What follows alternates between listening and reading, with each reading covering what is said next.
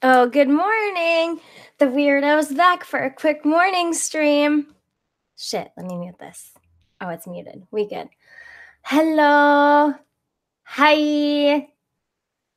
I hope everybody's having a good morning so far. I am. Look, I even curled the front of my hair. It's all fancy. Still sitting in the dark because I don't like light in the morning. I think it doesn't look too bad outside. Good morning, Gary. Hi. So I started reading this new book. It's called Against Empathy, and I'm going to read you a part of it because I think it's really awesome. So it's real shit. You know what I'm saying? Let's see if I can find it. I tabbed it. See? Because I was like, oh my God, this is really good. Even though it's super obvious information, you can never really tell.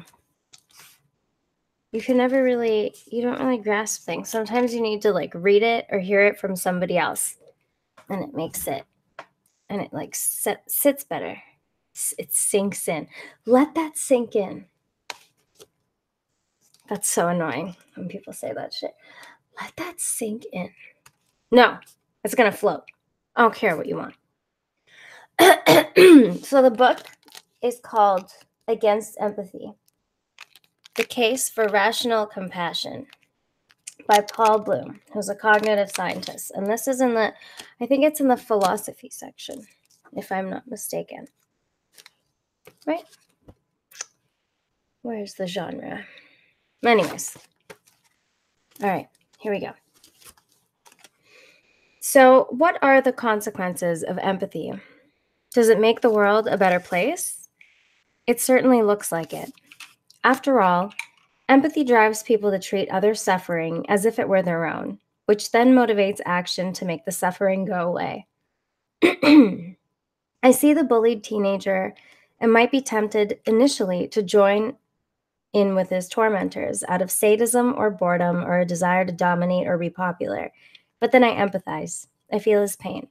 I feel what it's like to be bullied, so I don't add to his suffering. Hi, Delane! I feel his pain. I feel what it's like to be bullied, so I don't add to his suffering. Maybe I even rise to his defense. Empathy is like a spotlight directing attention and aid to where it's needed. But spotlights have a narrow focus, and this is one problem with empathy. It does poorly in a world where there are many people in need and where the effects of one's actions are diffuse, often delayed, and difficult to compute. A world in which an act that helps one person in the here and now can lead to greater suffering in the future. Morning, Chris. Further, spotlights only illuminate what they are pointed at, so empathy reflects our biases. Although we might intellectually believe that the suffering of our neighbor is just as awful as the suffering of someone living in another country, it's far easier to empathize with those who are close to us, those who are similar to us, and those we see as more attractive or vulnerable and less scary. Intellectually, a white American might believe that a Black person matters just as much as a white person, but he or she will typically find it a lot easier to empathize with the plight of the latter than the former. In this regard, empathy distorts our moral judgments in pretty much the same way that prejudice does. Empathy is limited as well in that it focuses on specific individuals. Its spotlight nature renders it innumerate and myopic. It doesn't resonate properly to the effects of our actions on groups of people, and it is insensitive to statistical data and estimated costs and benefits. To see these weaknesses, consider the example that I raised in the prologue, the murders of 20 children and 6 adults at Sandy Hook Elementary School in Newtown, Connecticut in 2012. Why did this give rise to such a powerful reaction? It was a mass shooting, and over the last 30 years in the United States, these have caused hundreds of deaths. This is horrible, but the toll from these mass shootings equals about 0.1% of American homicides, a statistical non-event. That is, if you could wave a magic wand and end all mass shootings forever, nobody looking at the overall homicide rates would even notice. Actually, in the year of the Sandy Hook killings, more school children were murdered in one American city, Chicago, than were murdered in Newtown. And yet I've never thought about those murdered Chicago children before looking that up, and I'm not likely to think about them again, while my mind often drifts back to Newtown. Why? Part of the answer is that Sandy Hook was a single event. The murders in Chicago are more of a steady background noise. We're constituted so that novel and unusual events catch our attention and trigger our emotional responses. But it's also in large part because it's easy for people like me to empathize with the children and teachers and parents of Newtown. They're so much like those I know and love. Teenage black kids in Chicago, not so much. What people did in response to the Newtown massacre also reflects the limitations of empathy. The town was inundated with so much charity that it added to their burden. Hundreds of volunteers had to be recruited to store the gifts and toys that got sent to the city, which kept arriving despite pleas from Newtown officials for people to stop. A vast warehouse was crammed with plush toys that the townspeople had no use for. Millions of dollars rolled into this relatively affluent community. There was a dark comedy here, with people from far poorer communities sending their money to much richer people, guided by the persistent itch of empathic concern. Now, one reasonable reaction to this is that empathy isn't to blame for this sort of irrational and disproportionate response. The real problem is that we don't have enough empathy for other people. We should empathize with the children and families in Newtown, but we should also empathize with the children and families in Chicago. While we're at it, we should empathize with billions of other people around the world, in Bangladesh and Pyongyang and the Sudan. We should empathize with the elderly who don't get enough food, the victims of religious persecution, the poor without adequate health care, the rich who suffer from existential angst, the victims of sexual assault, those falsely accursed of sexual assaults. But we can't. Intellectually, we can value the lives of all these individuals. We can give them weight when we make decisions, but what we can't do is empathize with all of them. Indeed, you cannot empathize with more than one or two people at the same time. Try it. Think about someone you know who's going through a difficult time and try to feel what he or she is feeling. Feel that person's pain. Now, at the same time, do this with someone else who's in a difficult situation, with different feelings and experiences. Can you simultaneously empathize with two people? If so, good, congratulations. Now add a third person to the mix. Now try 10, and then 100, 1,000, a million. Several years ago, Annie Dillard mocked the very idea. There are 1,198,500,000 people alive now in China. To get a feel for what this means, simply take yourself, in all your singularity, importance, complexity, and love, and multiply by 1,198,500,000. See? Nothing to it. If God exists, maybe he can simultaneously feel the pain and pleasure of every sentient being. But for us mortals, empathy really is a spotlight. It's a spotlight that has a narrow focus, one that shines most brightly on those we love and gets dim for those who are strange or different or frightening. It would be bad enough if empathy were simply silent when faced with problems involving large numbers. But actually, it's worse. It can sway us towards the one over the many. This perverse moral mathematics is part of the reason why governments and individuals care more about a little girl stuck in a well than about events that will affect millions or billions. It is why outrage at the suffering of a few individuals can lead to actions such as going to war that have terrible consequences for many more. Empathy is particularly insensitive to consequences that apply statistically rather than to specific individuals. Imagine learning that a faulty vaccine has caused Rebecca Smith, an adorable 8-year-old, to get extremely sick. If you watch her suffering and listen to her and her family, the empathy will flow and you'll want to act. But suppose that stopping the vaccine program will cause, say, a dozen random children to die. Here, your empathy is silent. How can you empathize with a statistical abstraction? To the extent that you can appreciate that it's better for one specific child to die, than for an unknown and imprecise large number of children to die, you are using capacities other than empathy. Or consider Willie Horton. In 1987, Horton, a convicted murderer, was released on furlough from the Northeastern Correctional Center in Massachusetts and raped a woman after attacking and tying up her fiancé.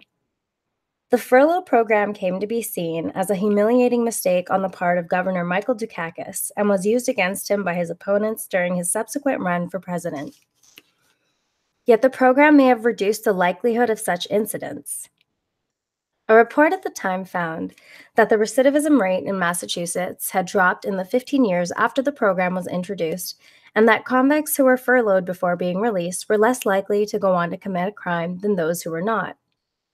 On balance, then, the world was better. Fewer murders and fewer rapes when the program was in place. But we react empathically to the victims of Horton's actions, while our empathy is silent when it comes to the individuals who weren't raped, assaulted, or killed as a result of the program. The issues go beyond policy. I'll argue that what really matters for kindness in our everyday interactions is not empathy, but capacities such as self-control and intelligence, and a more diffuse compassion. Indeed, those who are high in empathy can be too caught up in the suffering of other people. If you absorb the suffering of others, then you're less able to help them in the long run because achieving long-term goals often requires inflicting short-term pain. Get that? If you absorb the suffering of others, then you're less able to help them in the long run because achieving long-term goals often requires inflicting short-term pain.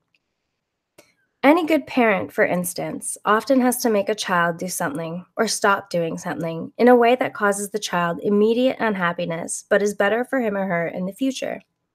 Do your homework, eat your vegetables, go to bed at a reasonable hour, sit still for this vaccination, go to the dentist.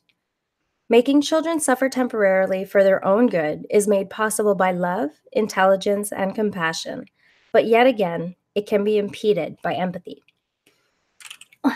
Okay, so if you didn't catch that, that was just a little bit from Against Empathy, The Case for Rational Compassion, which is the book I'm currently reading. I was talking to Chris about it yesterday. He's like, so you're reading some confirmation bias. And I'm like, no, well, I mean, I guess so in a sense, but I'm reinforcing my correctness because I believe this. Too much of a good thing certainly can be bad. But I've never really deeply explored the issue of being sparing with empathy in certain situations. I mean, I've obviously tried to be a little less sorry for myself and be less in my feelings so that I could make better decisions long term, but it's not something I really think about. And Paul Bloom is obviously a much better thinker than I am, so it's good to dive into these topics that obviously affect our everyday and affect our lives and affect our policies and affect the way the world works. And I'm just interested to see now, all these things that are constantly touted as positive, as virtuous, as good things. Are they really that good? And I mean, shouldn't we discern when to apply something like empathy and when not to, when it's actually useful and when it's not? Utilitarian arguments. They exist for a reason, and I think they're important to consider. Right? Everything has utility, and in some places, don't. So, yeah. All right. Let's see. Hello, Jeff. Hi, Mabel, Donkey, Alexandria. Why is everyone stream when I need to stream? Oh, hi, Jay. Oh, I just had spinach stuck in my... Jamie, good morning. I didn't know you were going to stream. I'm sorry. Oh, is somebody being a bother? Oh my God, first thing in the morning? Well, morning for me. How are people going to come up in a live chat where I'm reading a book and just be angry? What the fuck this? What the fuck that? What the fuck you? What the fuck you? How are you coming here and bringing negative energy? I would implore you to please reflect on your shitty behavior. That's why you got kicked the fuck out. Banned. Bye! You want to be a cunt? No room for cunts here. Bye-bye, cunts. Bye-bye, cunts. We don't like no cunts here. Bye-bye, cunts. Chris is my cunt patrol. He's the king cunt of the cunt patrol. And he will get rid of you. That's right. I've got the king of the Discord on my side. Don't fuck with us. We will fuck you up by smiting you with a banhammer. Devin's streaming right now too? I didn't know that. Oh, he is. Let's see.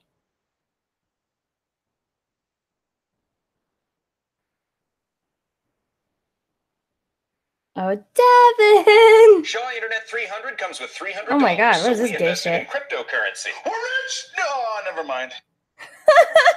That's so funny. I had to click it.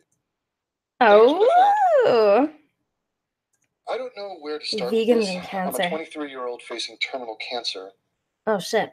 Okay, well, I think I'm going to go and get ready because it is almost 8 a.m. here and I do have to leave in a bit. But thank you guys for coming and saying hi. I will see you at Devin's stream. And it looks like it's going to be another fun one because the title is Vegans and Cancer. So we'll see what he's making a video about.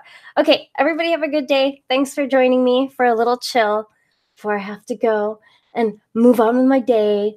This is a very positive thing, and I really enjoy doing it.